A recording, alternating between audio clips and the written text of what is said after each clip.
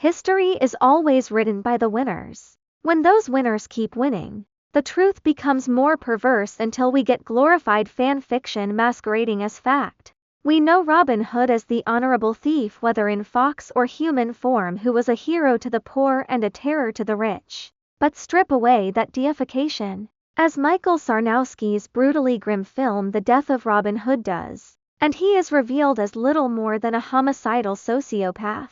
The year is 1247. A young woman stumbles upon an aged Robin, played by Hugh Jackman, looking like a beaten-down older cousin of Geralt of Rivia. She begs for food, and he obliges. Yet, post-meal, she tries to slit his throat, only for Robin to jam a knife into her neck with the practiced ease of a seasoned killer. She was already beaten by the myth before her knife was even drawn, merely the latest in a long line of people seeking his blood. But do not mistake The Death of Robin Hood for just another bitterly dark, revisionist take on a classic character. The movie is fundamentally interested in the very concept of revisionism itself. Here, there are no merry men in tights. There is only a singular loyal companion, a much younger Little John, played by Bill Skarsgård. There is no Maid Marian. And there is no robbing the rich to feed the poor, only a lifetime of cold-blooded murder committed for their own self-interest. Even their small talk is a litany of fabrications. When Robin asks Little John to describe his wife the night before they rescue her from bandits, Robin repeatedly interjects, urging him to fluff up the descriptions into something more flowery. Little John finally settles on red hair like an evening sunset. When we finally see Robin and Little John fight, the combat is disgusting and grisly, resembling the bastard child of the Revenant and the Northmen.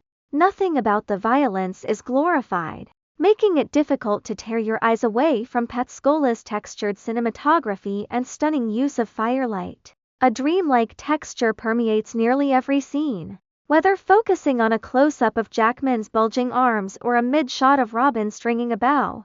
The abundant use of haziness across the edges of the camera frame cleverly reinforces how easily any grim moment can be spun into a positive myth.